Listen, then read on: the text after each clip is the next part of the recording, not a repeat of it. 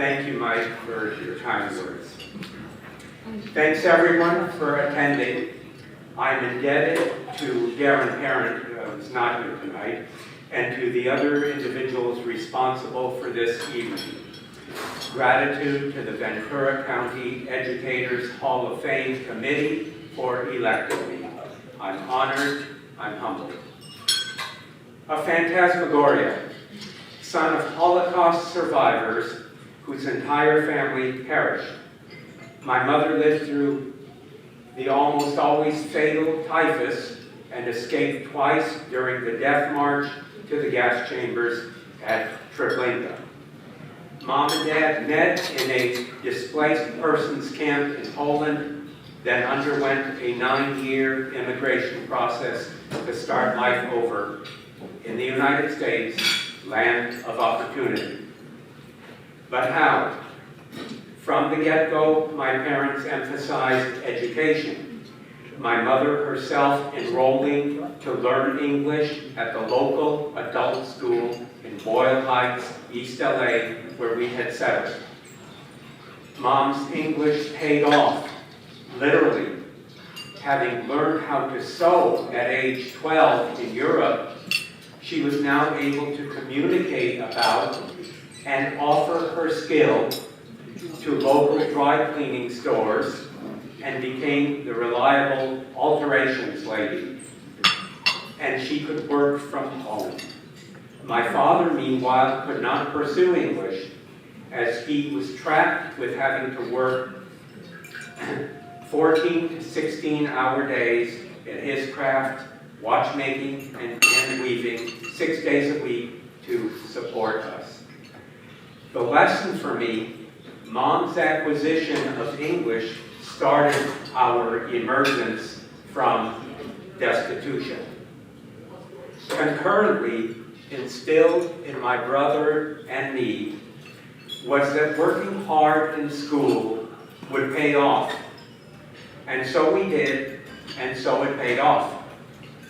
In the form of scholarships and work-study eligibility with a boost from Lyndon Johnson's federal anti-poverty program, a qualification for which was good grades. Tutoring privately since age 16, starting with neighborhood kids. I can't remember wanting to do anything else for a career but be an educator. If you don't count being an LA Dodger. It's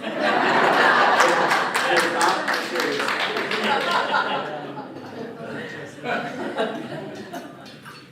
That aspiration fit with my parents inculcating in me that teacher is next to God. Honestly. With vicissitudes and corruptions encountered in life, the educator represents the antithesis. Purity, stability, artistry, reason. I was fortunate to have many role models who helped me hone teaching, counseling, and administrative skills, 2 of whom I'll mention. My 4th grade teacher, Mr. Baranki, made me feel special as if I were the only one in the class, though really there were 30 others. With that magical attention that he gave me, I thrived in learning.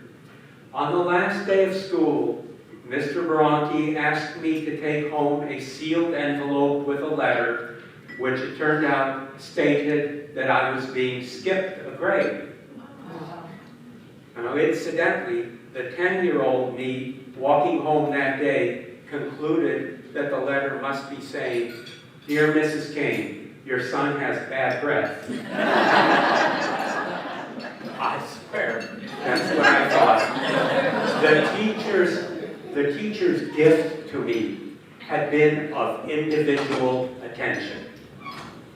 Nor did I ever forget that my 9th grade English and journalism teacher, Miss Orozco, having appointed me the editor of the school newspaper, actually came by my house one Saturday morning And imagine God herself visiting me, picked me up, and drove me to the school so we could work on the paper together. Her gift, time, and effort. Now fast forward over the years. I am finally a teacher, and time to give back. I remember being asked in the interview before I was hired about my commitment.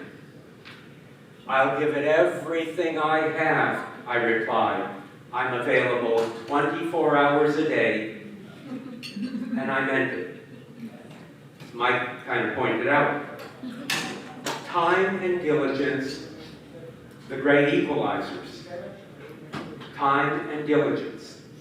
I've been as rich as, say, Bill Gates in ability to give time and diligent attention in order to fulfill the promise I made so long ago to give it everything I have. It was a joy and privilege to devote marathon hours for meetings, conferences, consoling, I don't mean the word consulting, consoling, tutorials, projects, and events. But nothing is accomplished single-handedly, exemplified by lengthy rolling credits after a movie. Therefore, I want to acknowledge a few of the collaborators, inspirers, friends, primarily those who are here. Principals Richard Johnson and Mike Waters worked with Mike a quarter century, both under whose leadership I received Educator of the Year awards. And by the way, times have changed since that first accolade 50 years ago when I was called to a Board of Education meeting and the superintendent announced, "Can you believe Mr. Kane is getting this award even though he has a beard?" I was a rebel.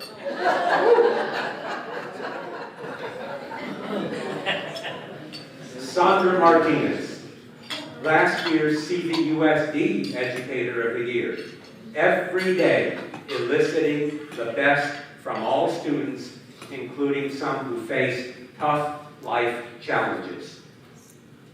Lisa and Chuck Severance.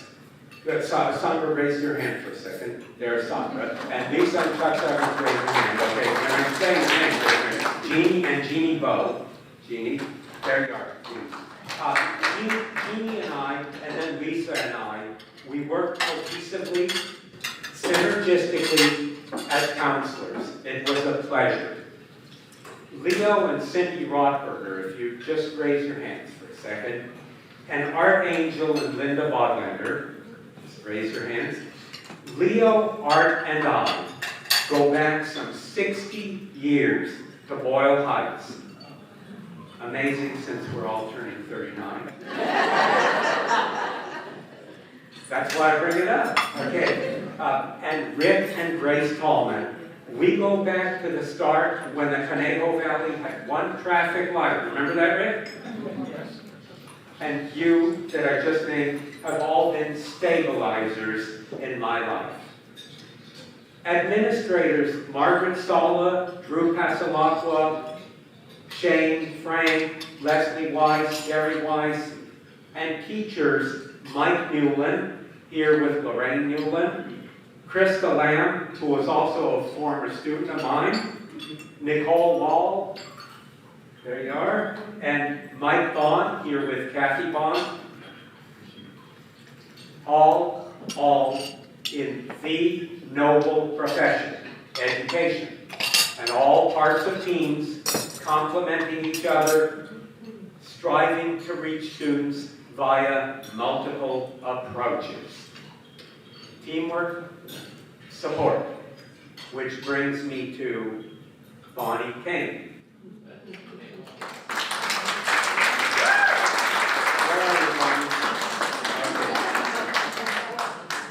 Bonnie Kane, my wife, my biggest cheerleader, who along with my mother and father my son Michael, daughter Elise, and brother Jack have been the most influential people in my life.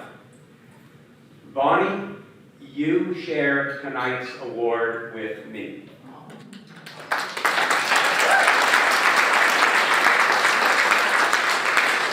I used to read a Reader's Digest monthly feature called My Most Unforgettable Character. Anyone remember that? Yes. My Most Unforgettable Character. Bonnie is my most unforgettable character. In a juggling act, she raised 2 kids, took care of my disabled mother for many years, volunteered often at Sequoia and Colina middle schools, and in evenings directed a learning center we owned. How did I get so lucky as to have Bonnie in my life? In wrapping up, I entered Conejo Valley USD as a middle school math teacher at age 22 years and 2 months. The single youngest employee, I checked it out, and retired as the single oldest. Also checked that out. Fittingly, I ended where it all began for my mother, at an adult school, giving back. To enter the Ventura County Educators Hall of Fame is the honor of my life because Hall of Fame is forever.